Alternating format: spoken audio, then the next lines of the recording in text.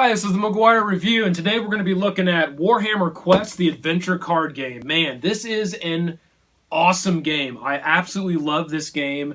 It's by Fantasy Flight Games, one of my favorite game creators and publishers.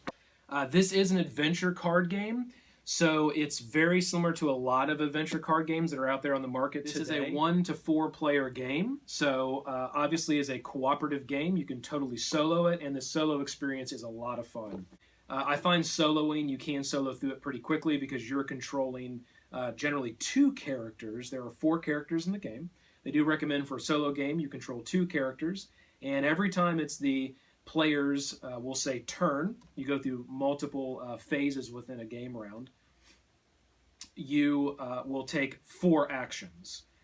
So if you're playing a solo game, each one of your characters will essentially go twice. All right. So let's take a look really quick at the rule books here. And this, I really like when the newer games and the companies are doing this now. They're coming out with actually 2 rule books, and one of them is a learn to play book.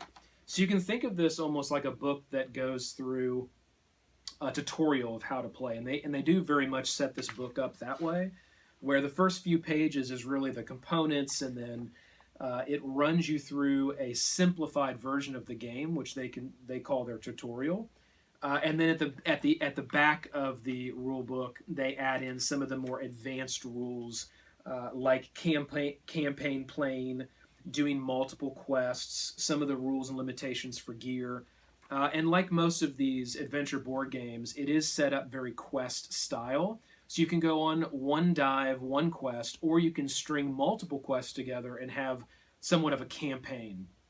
And the way that their campaign system works is very cool as well. And the other book that we have here is just a simple rules reference. And this one's actually laid out really nice. There is an index on the back. So anything you might be looking for, you can just jump right directly to that page. And you know, I found after I went through the Learn to Play book, I really didn't use this one too much anymore. And I just found myself hitting up the rules reference, which is generally probably what most people find when they play these types of games that come with the dual books set up. But really nice job here with the books. Okay, so let's jump into some of the components that we've got here with this game. All right. I'm going to start with this right here. So this is the first player token for this game. It's very important that this is passed around at the end of each game round to your left to the next player. Obviously, if you're soloing, it will always stay with you. But a lot of effects and things that happen within the game specifically affect the party leader, which is whoever is holding this token. There's also quite a few things that as enemies spawn in the game or things that may happen to the characters, it starts with the party leader and then goes to other characters. What we're going to find here are all the chits that are in the game, and there's only 3 types. I'm going to put this to the side here. There are 3 types. One is the blood counter, having 1s and 3s on that token. The other is what they call a success token, and these are nothing more than tokens that you can kind of rack up and keep for future success rolls. So let's say you rolled your dice, and we'll get to that in a second, and you needed 3 successes to do something, you only have 2. You might have one of these on your cards, and each one of your hero's cards can only hold a max of 2 of these success tokens. You can use one of those tokens to add to your total. And then the last chit is a little counter, and it's got 1s and 3s on it as well. And those are used, I use them for various things, but they're mainly used to count up the amount of exploration points that you have done on your locations. Okay, so that segues us right into the location cards. And location cards are pretty cool in this game. Every time you do a quest, you will encounter a few of these locations. Each location has some flavor text, has an action that's going to happen at the end of the location phase, which I'll get to, and most importantly, a number right down here in the corner that indicates how many points need to be applied to this card to explore and move on to the next location. Again, with this game, you're interacting with one location at a time. And once you've explored that location, the party can then choose, hey, let's move on, or there may be a certain scenario you're faced with where you may want to stay at that location and not move on that turn. Also notice there's two little skulls here with numbers on them. One is red, one is like a shadowy gray. And what that actually indicates is when this card is first put into play, you will spawn this many enemies that are in the red that will be engaged with the players, so that will be put up in front of the player. And it always starts with the party leader. Again, another important key. And then the second number here is how many enemies are spawned into the shadows. And that's just another area of gameplay where the enemies aren't necessarily directly engaged with you as a player, but they're kind of off into the shadows of the caverns, waiting to attack. So the next thing we got here is the enemies, and there's various enemies in the game, and that ranges all the way from rat swarms to orc warriors. What I've drawn here is a giant wolf. And this is actually good for the example. This is actually a card, you'll notice it kind of has more of a red color tone to the card, or color palette. Every enemy that's in this game, except for the nemesis enemies, which the nemesis enemies are the enemies that will basically be attached to these quests. They're more of your boss type enemies. A standard enemy is going to have your elite enemy, the red one, and there's going to be two more that's going to have the same artwork. That is going to be the standard version of the giant wolf. So this is our elite wolf. You'll notice here this little blue diamond. That's how much damage this giant wolf will actually do when it attacks you. The red circular, the number here, is the life of this creature. And then there's a little gold circle you'll see here off to the bottom, which is actually the armor. What you'll see here at the bottom is actually when it is the enemy's turn, or the enemy's phase within that game round, and I'll talk about those 4 rounds here in a second when we get to our quest cards. This enemy will lacerate, prey, and then inflict. Now this is different than combat. Combat actually happens in the first phase, which is called the hero phase. And it's simultaneous. But it does not. These items don't play out until it gets to the enemy phase, and you'll just read right across from left to right, and you'll do those actions. So, for example, this card, Lacerate. If this enemy is engaged with you, which means that enemy is right up in front of your character, you become bleeding, and then it will prey. This enemy engages the hero with the most blood.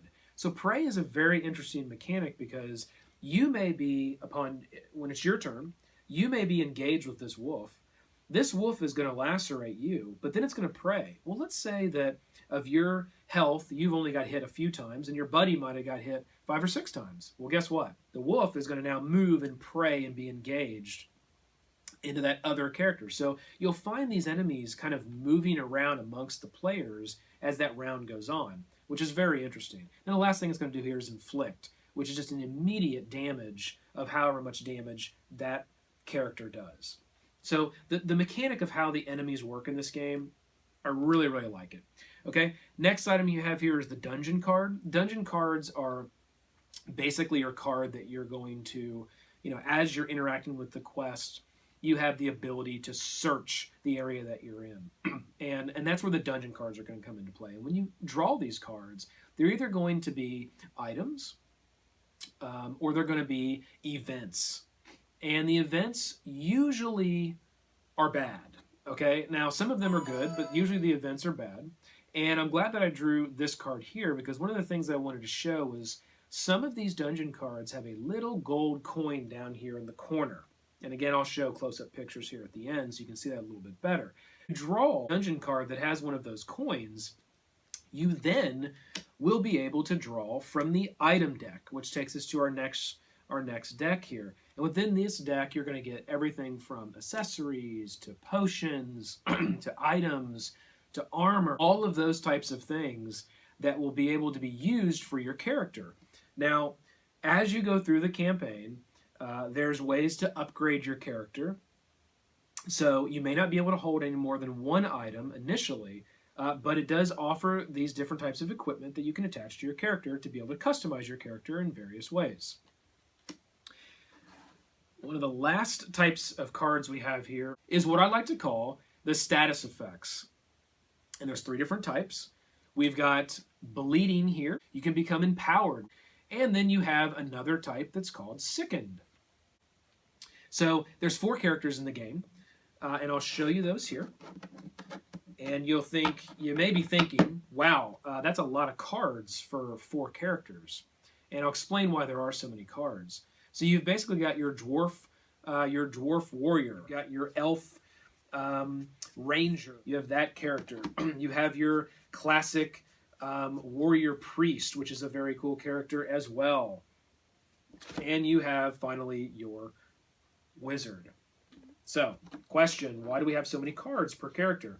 Well, depending on how many players are actually playing the game, there's a few different base character cards.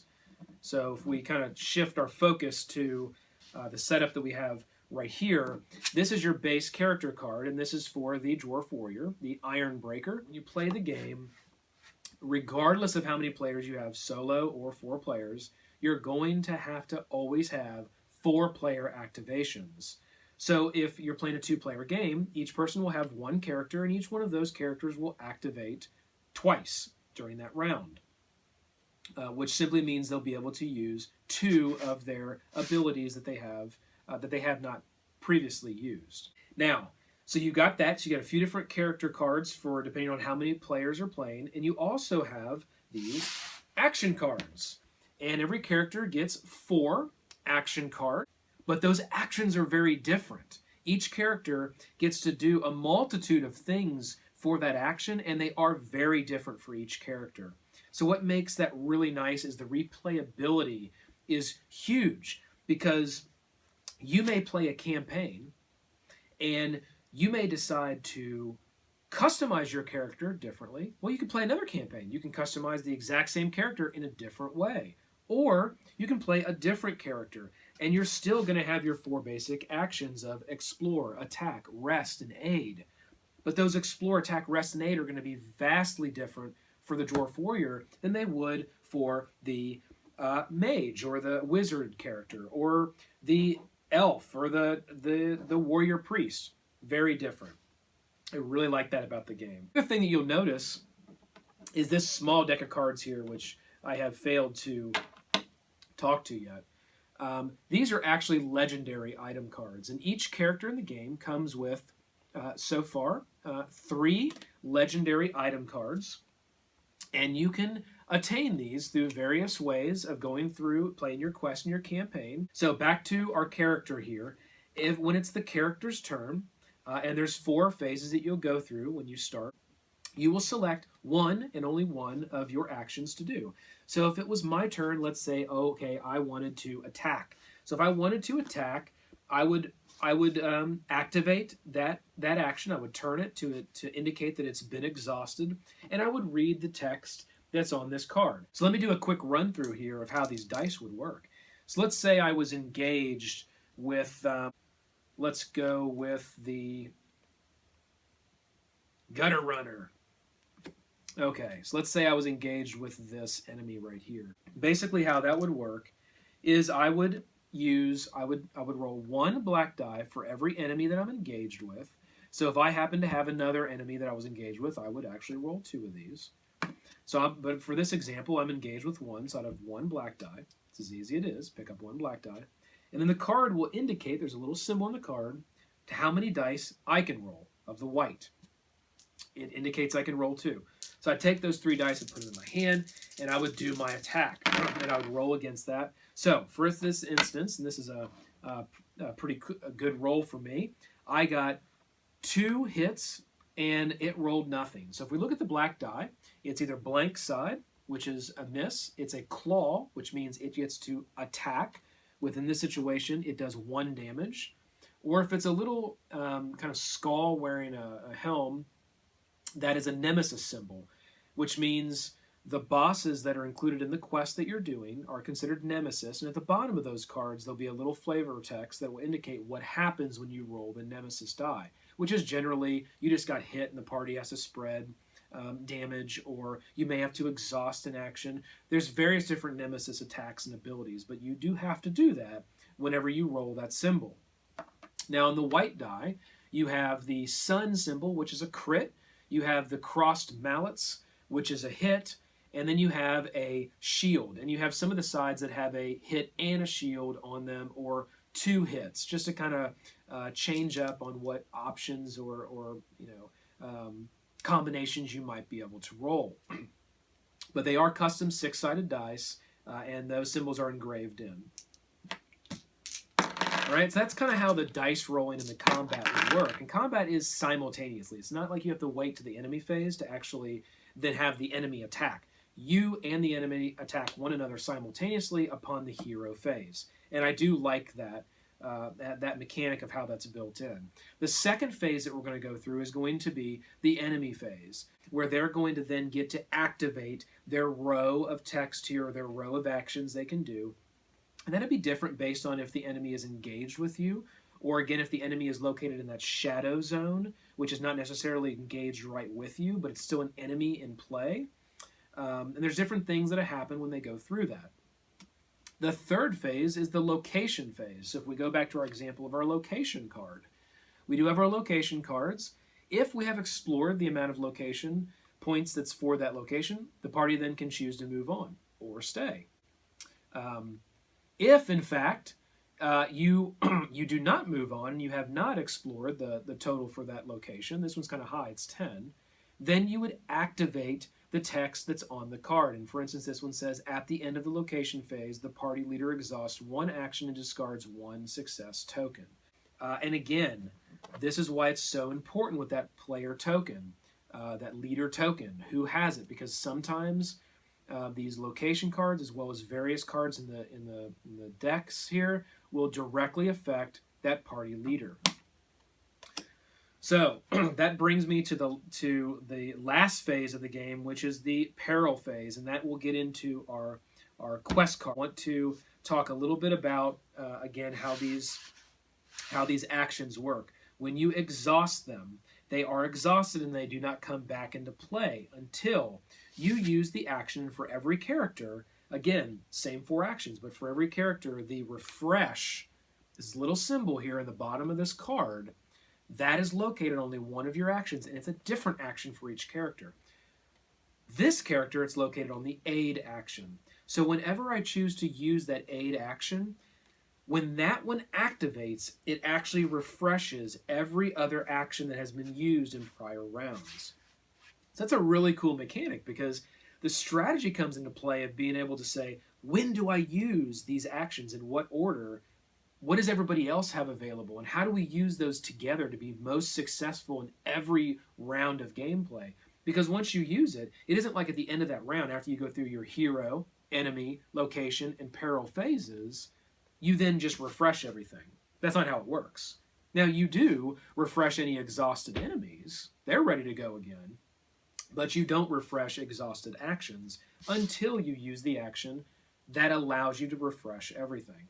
That takes us to our last component of the game, which is the most important, and it is the quest card. And I'm not going to show too much of this because I don't want to give any spoilers away, so I'm not going to show any more of these other than the foul stench that comes as part of the tutorial. And it's going to indicate what's going to happen when you defeat the nemesis that's attached to this one. And you're going to have this peril track, which is the last phase. So at the end of each one of those game rounds, you're going to take this little token that they've provided here, and you're going to move that to a different one of these little triangles.